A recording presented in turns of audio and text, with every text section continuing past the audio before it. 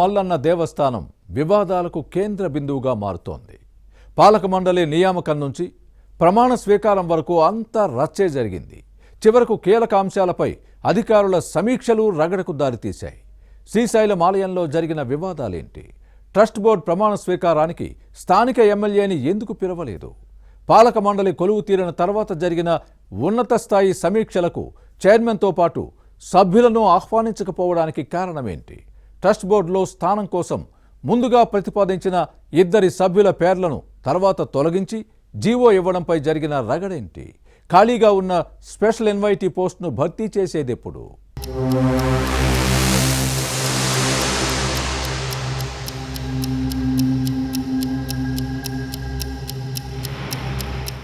ఏపీలో కొన్ని ఆలయాలు వివాదాలకు కేర్ ఆఫ్ అడ్రస్గా మారుతున్నాయి. పాలక మండలి సభ్యులు, అధికారులు, ట్రస్ట్ బోర్డు చైర్మన్, స్థానిక ప్రజాప్రతినిధులు ఇలా కలహించుకోవడం సమస్యలకు కారణమవుతోంది. పాలకవర్గం, అధికారులు ఎవరికి వారు ఆధిపత్యం కోసం ప్రయత్నించడం ఆలయాల కేంద్రంగా రచ్చ జరుగుతోంది. శ్రీశైలంలో ఇలాంటి పరిణామాలే వివాదాస్పదమయ్యాయి. నిత్యం శివనామస్మరణతో మారుమోగే శ్రీశైలం క్షేత్రంలో రాజకీయ విభేదాలు భగ్గుమన్నాయి. 12 జ్యోతిర్లింగాలు, 18 శక్తిపీఠాల్లో ఒకటైన ఈ ఆలయానికి చైర్మన్తో పాటు 17 మంది పాలక మండలిని ఇటీవల ప్రభుత్వం ప్రకటించింది. కూటమి ప్రభుత్వం అధికారంలోకి వచ్చాక ఏడాదిన్నరకు ట్రస్ట్ బోర్డు నియామకం జరిగింది. పదవీకాలం 2 ఏళ్లు.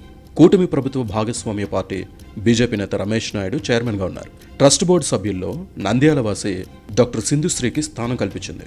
అలాగే డోన్ నేత బుగ్గన చంద్రమౌళీశ్వర్ రెడ్డి ప్రత్యేక ఆహ్వానితుడిగా అవకాశం ఇచ్చింది.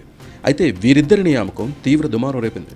ఈ నేతలు గత సార్వత్రిక ఎన్నికలకు ముందు వైసీపీ నుంచి టీడీపీలో చేరారు. ఎప్పటి నుంచో పార్టీలో ఉన్న సీనియర్స్ను పక్కన పెట్టి నిన్న మొన్న వచ్చిన వారికి పదవులు ఎలా ఇచ్చారని కొందరు అభ్యంతరాలు వ్యక్తం చేయడంతో రచ్చ జరిగింది.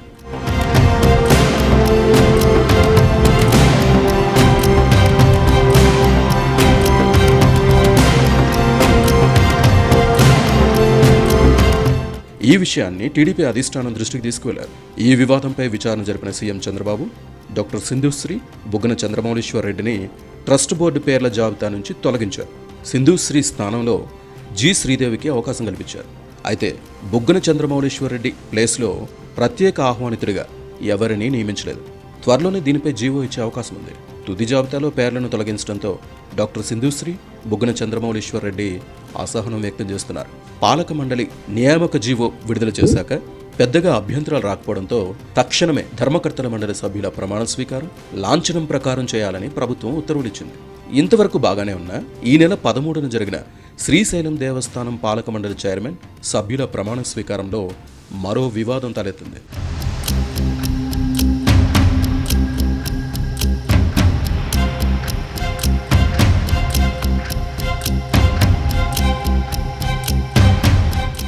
మంత్రి సత్యకుమార్ సమక్షంలో దేవాదాయ శాఖ assistant commissioner Chandrashekar, trust board chairman Ramesh Naidu సభ్యులతో విడివిడిగా ప్రమాణ స్వీకారం చేయించారు.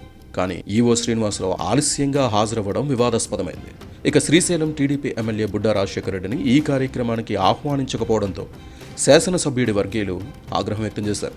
ఎమ్మెల్యేని పిలవకుండా అవమానించారన్న కోపంతో బుడ్డా రాజశేఖర రెడ్డి వర్గంగా ముద్రపడిన బోర్డు సభ్యులు గుల్లా గంగమ్మ, చిట్టాబొట్ల భరద్వాజ శర్మ గైర్హాజరయ్యారు. స్థానిక ఎమ్మెల్యే బుడ్డా రాజశేఖర రెడ్డిని ఆహ్వానించకపోవడంపై కూటమిలో పెద్ద దుమారం రేపింది. నంద్యాల ఎంపీ బైరెడ్డి శబరి, శ్రీశైలం ఎమ్మెల్యే బుడ్డా రాజశేఖర రెడ్డికి మధ్య వర్గ విభేదాలు ఉన్నాయి. ఈ కారణంగానే చైర్మన్ రమేష్ నాయుడు ఎమ్మెల్యే బుడ్డాను ప్రమాణ స్వీకారానికి పిలవలేదని రాజకీయ వర్గాల్లో చర్చ జరుగుతోంది.